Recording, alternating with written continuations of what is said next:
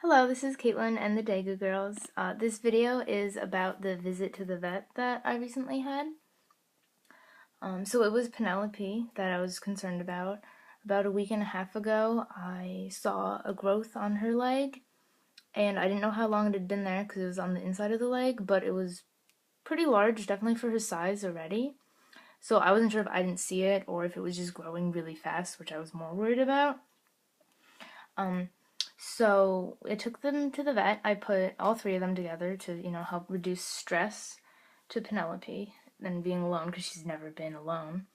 So I brought their sleep house and I used one of those crappy pet store guinea pig cages that shouldn't be for guinea pigs as a transport carrier. And I put litter on the bottom, a pile of hay, their house over there, and I put a towel over top to help keep it darker, to help reduce stress. I kept them in the car actually until the appointment because I was scared if there were going to be dogs or cats in the waiting room, or if someone was going to bark at them. So that was good. So then once we went into the room, I took Penelope out. The tech got a history and stuff on her, and then the doctor came in. He listened to her heart and her lungs. He felt her around, and he looked at the mass. And he basically gave me three options. Me and my boyfriend decided on what to do. The first option was histopathology, which was getting a biopsy and sending it out to a lab to see what kind of cells are involved, to see if it's cancerous, and that sort of thing, which he said could easily be hundreds and hundreds of dollars. And then the other option would be surgery, just to remove it, and then you don't even need a biopsy, see if it grows back, but just to remove it. And then the third option is just do a medical approach, which is just giving her some medicine that hopefully make her more comfortable for a while, and then just monitoring it, really. So my boyfriend and I picked the third approach because she's 6 or 6.5 years old already. And so they only live to be, 7 to maybe 10, but I really didn't think it would be fair to put her through surgery. And just when they went to weigh her, she was so terrified. I thought she was going to run off the scale. And she actually just sat there. Like, I just put her on, and she wouldn't even, move her legs out, back to underneath her. And she just looked terrified. I could see, her breathing rapidly. And felt so bad. So, I really don't think it would have been worth it to do the surgery. I think she just would have been terrified the whole time and recovery, and she would have probably been in more pain than she really is in now. So we did the medical approach. The doctor was really knowledgeable. He had worked with rodents before, so it wasn't a new thing. I've heard terrible stories about people who go to the vets with exotic animals, and the vet doesn't know what they're doing. So it was the same vet. My boyfriend takes his dogs too. And it was just a really nice vet. I heard great things from other people too, and they did exotics. If I did do the surgery, they wouldn't have done it there. They would have sent it out. So they really just did the basic stuff. But he did seem very knowledgeable. And he gave me all my options, and he really respected the decision to not go through with surgery or anything because he definitely understood my concerns with, surgical complications, blood loss, drug interactions, all that kind of stuff. And then just stress on top of that. So it was really nice. So we ended up getting two medications. One is the Medicam, and they pre-dosed it for me with the oral syringes, which is super nice.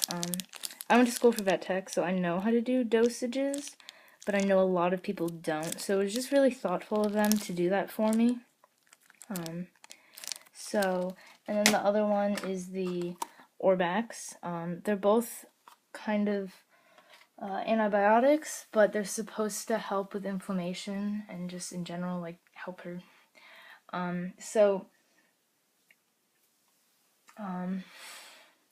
The doctor did say that it could potentially bring it down 20 or 30%, smaller.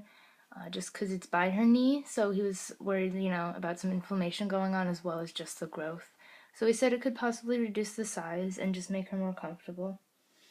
The Medicam was really cheap. It was like $5 or $6.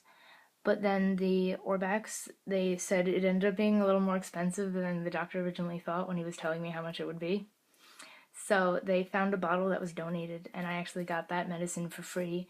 So I really didn't spend that much money, other than just the visit.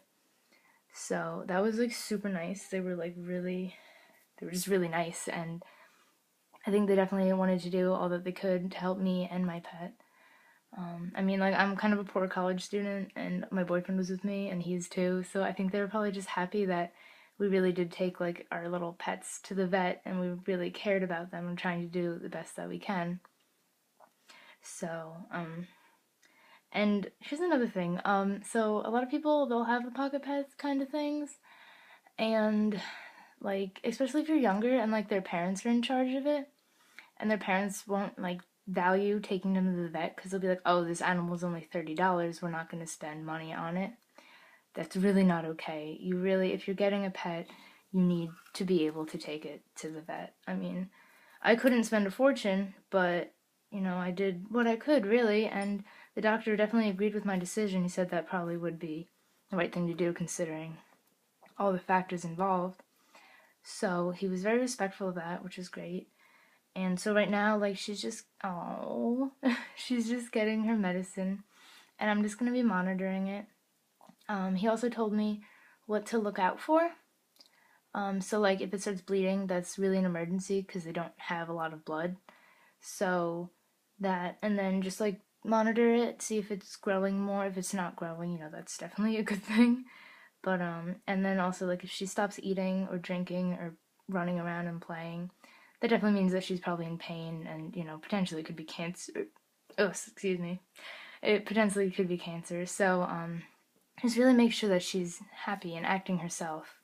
And when she's not, that means that she's not in a good way. And then that's potentially the time to think about putting her down. But, really, I think that for now, she's really good. She's very happy. She's still the most active degu out of the three, I think. And she's still super friendly, and I give her treats after she gets her medicine, so she hasn't even been mad at me, really. She's been more happy. I gave her some sunflower seeds after this morning's dose. She was fine with it. So, I think, I did all that I could, really. Can I see her a little bit? Hey, can we see your leg? No, it's on her other side. So just really monitoring it and stuff. And that's all that we can do right now for her. But she doesn't look like she's in any pain. And that's really the important thing, the quality of life issue. I think that's it. Yeah, so if you liked this video, please like it down below, and then please subscribe to my channel.